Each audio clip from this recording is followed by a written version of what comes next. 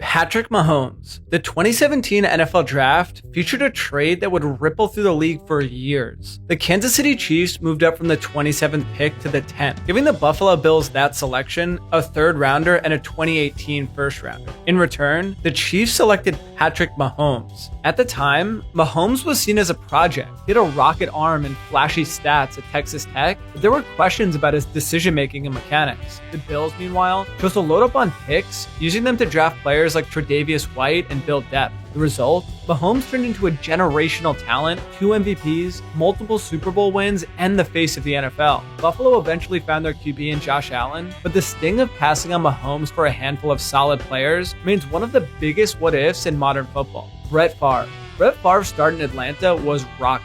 He barely played his rookie year, reportedly clashed with coaches, and even missed the team photo. So in 1992, the Falcons traded him to the Green Bay Packers for a first-round pick. That pick became running back Tony Smith, who lasted just 3 seasons. Favre, meanwhile, became a football icon, 3-time MVP, Super Bowl champion, and one of the toughest quarterbacks ever. He started 297 consecutive games and put Green Bay back on the map. This wasn't just a lopsided trade, it was a franchise-altering blunder for Atlanta. They gave up on a young QB after only 1 season and watched him become the face of a rival team for nearly 2 decades.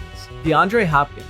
The Texans' decision to trade DeAndre Hopkins remains baffling. Hopkins, a 3-time All-Pro at the time, was dealt to the Arizona Cardinals for running back David Johnson, a second-round pick, and a swap of 4th-rounders. Johnson was past his prime at this point and carried a heavy contract. Hopkins, meanwhile, instantly elevated the Cardinals' offense, helping Kyler Murray take a leap and having one of the greatest Hail Mary catches of all time. The backlash was swift. Analysts, fans, and even players slammed the move. Bill O'Brien, then head coach and GM, lost his job shortly after, and understandably so. In the years since, Houston has tried to rebuild, but the lack of return for a top 5 receiver still haunts them. It's not just the trade, it's the signal it sent. Mismanagement at the highest level. Trent Richardson. When the Colts lost their starting running back early in the 2013 season, they made a panic move, sending a first-round pick to the Cleveland Browns for Trent Richardson, the 3rd overall pick just a year earlier. Richardson had shown promise in Cleveland, but his time in Indianapolis was a disaster. He averaged just 3.1 yards per carry, struggled with vision and explosiveness, and was out of the league only 2 years later. The Browns, who were often on the wrong side of trades, looked like geniuses for once. They used the pick to continue stockpiling talent, and for the Colts, it was a lesson in patience. One injury shouldn't trigger franchise-altering trades, especially for players with red flags. Trey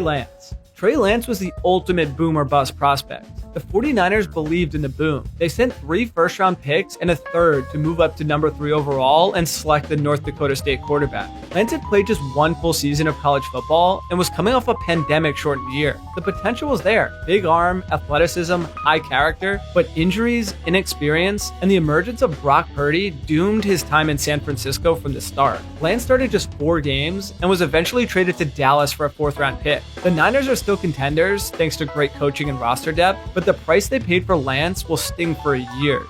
It's a classic case of falling in love with potential over production. Russell Wilson. In a blockbuster move, the Broncos sent 2 first-round picks, 2 seconds, 3 players, and later signed Russell Wilson to a 5-year, $245 million extension. The goal? Super Bowl contention. The result? A historic flop. Wilson looked like a shell of his former self, struggling with decision-making, mobility, and leadership. The offense ranked near the bottom of the league, and head coach Nathaniel Hackett didn't survive even the season. Meanwhile, the Seahawks used those picks to draft key contributors and retool quickly. Denver now faces cap headaches, a questionable future at QB, and a fan base quickly losing patience. What was supposed to be a win-now move has turned into a multi-year setback. Herschel Walker.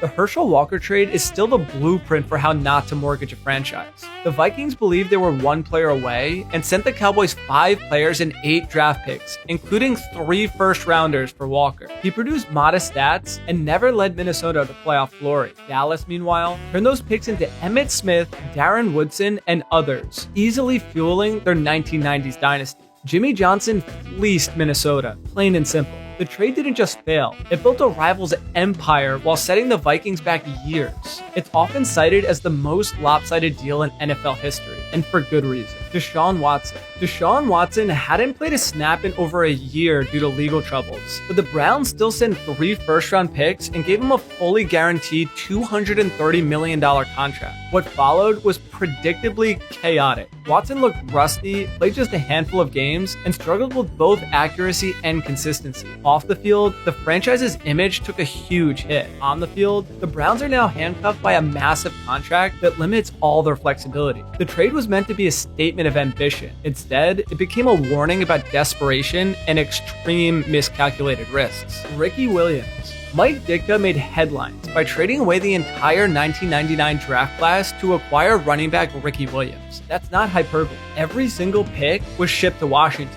who used them to move around their draft and secure multiple long-term starters. Williams was solid, but ultimately unspectacular in New Orleans.